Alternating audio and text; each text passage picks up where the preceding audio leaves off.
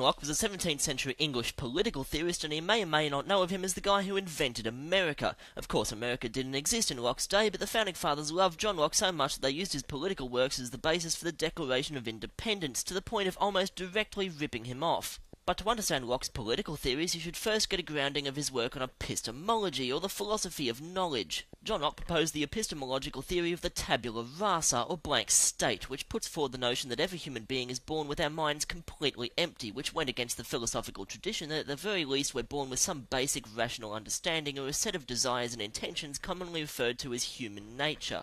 Locke believed there was no human nature, and each and every one of us is the author of our own character, ergo, all men are created equal. This is called empiricism, which is the position that all human knowledge derives originally from the senses, and there is no such thing as knowledge that precedes observation. Locke distinguished between simple and complex knowledge. Simple knowledge is the information we receive directly from the world, and these ideas cannot be broken down into simpler concepts. Complex knowledge, however, is made up of all the concepts we assemble from simple knowledge. For example, a series of simple concepts might be solid, gold, round, and shiny. From this we develop the complex idea of a coin. From then we can scale up to the more complex ideas of trade, then to value, then to currency, then to economics, then to Reaganomics. But all of these concepts are constructed entirely from the basic simple concepts that we took in from our senses. Locke's philosophy is often understood in opposition to his contemporary Thomas Hobbes, who proposed that all men are created dicks, and rather than a blank state, we're all born with an overpowering drive for self-interest, and without a strong authoritarian rule, people descend into a race of squabbling cave people.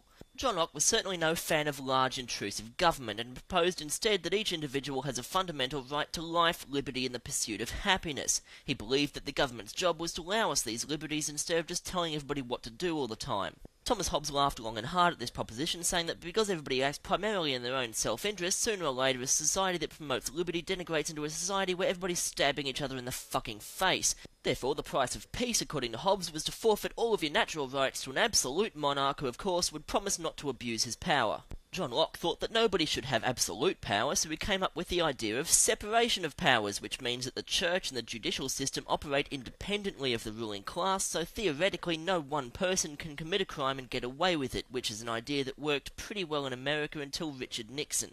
Thomas Hobbes laughed again, shrugged his shoulders, and said, "Good luck building your pansy-ass Mickey Mouse loser country into an economic and political superpower." As much as Western civilization as a whole, and America in particular, have benefited from the original ideas of John Locke, nevertheless, these days, most people would say he was a fucking filthy libertarian, and if he were alive today, he'd live in a bomb shelter with a bunch of Ron Paul campaign material and an arsenal of guns shrieking about how Bush did 9/11.